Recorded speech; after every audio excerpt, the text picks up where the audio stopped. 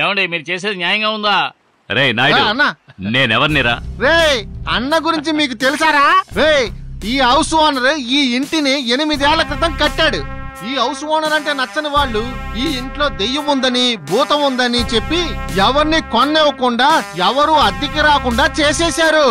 అందువల్ల ఆ house owner మా అన్నని వచ్చి కలిసి, అయ్యా ఈ ఇంటి విలువ 10 కోట్లు ఉంటది, మీరు నాకు 5 కోట్లు ఇస్తే చాలు అని చెప్పి మా అన్న కాలు మీద వచ్చి పడి ఏడ్చాడయ్యా. నేను అతనితో నీకు 3 కోట్లే ఇస్తాను, మిగతా 7 కోట్లు నాకు కావాలని బేరం మాట్లాడి ముగించేశాను. అతను దానికి ఒప్పుకున్నాడు. ఆ తర్వాత ఎంతో మందిని తీసుకొచ్చి ఈ ఇల్లు చూపించాను. కొంతమందిని మొదట్లోనే భయపెట్టి తరివేశారు, కొంతమంది ఇంట్లోకి దిగిన తర్వాత కట్టుకథలు చెప్పి పారిపోయేలా చేశారు. ఇక ఇక్కడ ఉన్నోళ్ళతో పని జరగదని చెప్పి పంజాబ్ నుంచి వచ్చిన ఒక సేటు ఫ్యామిలీతో మా అన్న బేరం కుదుర్చుకున్నాడు. ఆ సేటు ఫ్యామిలీ ఇల్లుని వచ్చి చూసి, అయ్యా మేము కొనుక్కుంటాం, ఈ ఇంట్లో దెయ్యాలు లేవని వేరే ఎవరన్నా వచ్చి ఇక్కడ ఉండి చెప్తే మేము ఇంటిని వెంటనే రిజిస్టర్ చేసుకుంటామని చెప్పారు. సరే, మాలో ఎవరో ఒకరు ఉండి ఇందులో దయ్యం లేదని నిరూపిద్దాం అనుకుంటే మాలో ఎవరికి ధైర్యం లేదు కదా. అందుకే మీ ఇద్దరు మెంటల్ గాల్ని పట్టుకొని ఇందులో ఉంచుదామని ప్లాన్ చేశాం. మీరు కూడా మేం విసిరిన వల్ల కరెక్ట్ గా చెప్పుకున్నారు.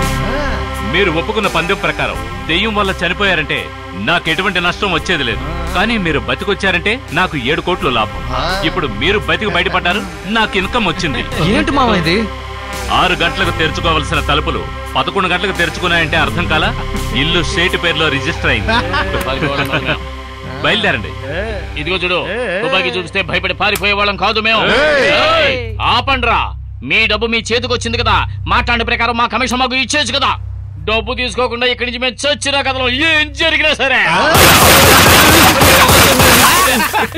ఎందుకు బుల్లెట్ వేస్ట్ చేస్తున్నారు? వెళ్ళిపోమంటే వెళ్ళిపోతాం.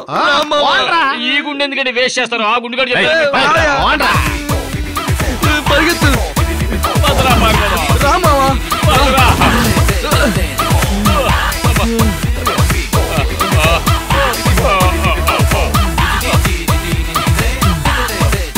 అల్లుడు అలా చూడరా.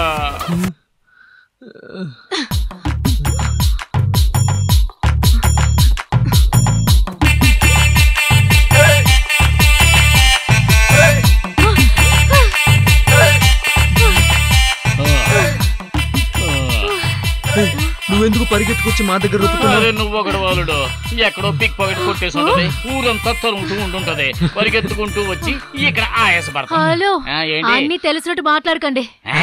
మరెందుకు పరిగెత్తుకుంటూ వచ్చావు? నిన్న రాత్రి మీరు ఏ ఇంట్లో ఉన్నారో అదే ఇంట్లోనే నేను ఉన్నాను. అదే ఇంట్లోనా? అర్థం కాలేదే.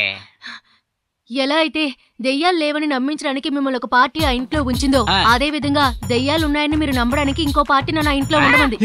అప్పుడు నేను తెచ్చుకున్న మందు తాగింది, నైట్ అంతా మమ్మల్ని కొట్టింది.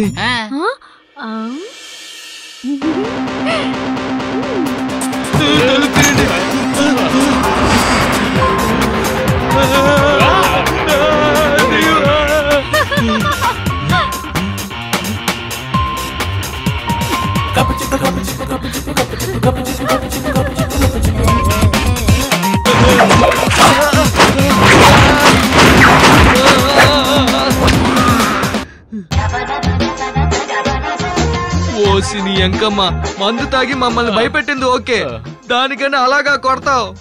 ఏం కొట్టింది మామ, మేడ తిప్పలేకపోతున్నాను. హలో, నేను మందు తాగి మిమ్మల్ని భయపెట్టాను అంతే, మిమ్మల్ని కొట్టింది నేను కాదు. మోహన్ సుందరి ఆపు, మేం కొనుక్కున్న మందుని నువ్వే తాగేసి మమ్మల్ని పెంచ కొట్టేశావు, దాని ఎఫెక్ట్. అబ్బా